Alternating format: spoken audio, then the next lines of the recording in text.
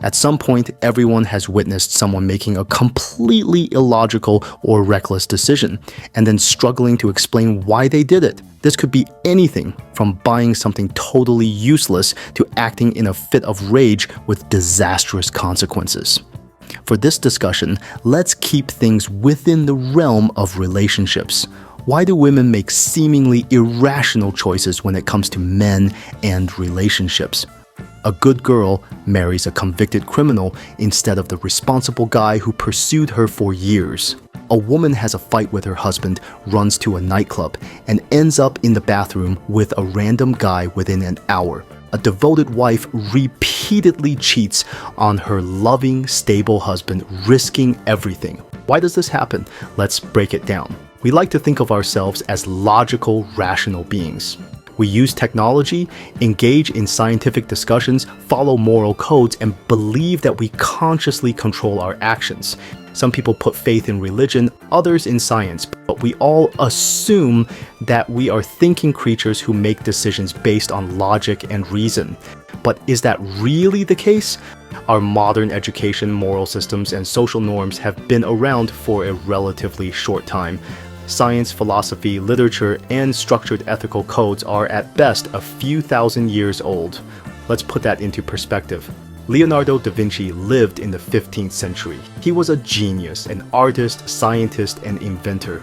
But in that same 15th century, public executions, torture, and brutal punishments were considered entertainment. People gathered in crowds to watch others being burned at the stake or quartered. Just like how we today wait for the next episode of a TV show. Now let's go back a little further. 2,000 years ago, during the Iron Age, humanity had advanced in agriculture, architecture, and warfare. Civilizations were being built, but at the same time, human sacrifices were normal, and conquering armies routinely slaughtered entire male populations while women were taken as trophies. If a woman's village was destroyed, her survival depended on how quickly she adapted to her new captors, bore their children, and accepted her new reality. This wasn't just ancient history, this was human instinct at work, instincts formed over millions of years of evolution. So while our science, literature, and culture have evolved over thousands of years, our biological programming is hundreds of millions of years old. If you were to draw a timeline representing 500 million years of evolution, the last 2,000 years would barely be a dot. Human intelligence and cultural advancements are relatively new, while our core instincts are ancient.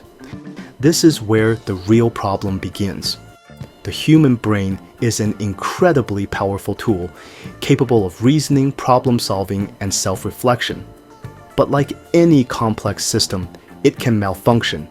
When under extreme stress, emotional turmoil, or external influences like alcohol or trauma, rational thought can shut down, and our primal instincts take over. This doesn't just happen in cases of severe mental illness. Even a highly intelligent, well-educated person can be overwhelmed by their instincts under the right conditions. And this is where the concept of primitiveness comes in. A theory suggesting that different people have different levels of instinctual dominance over rational thought.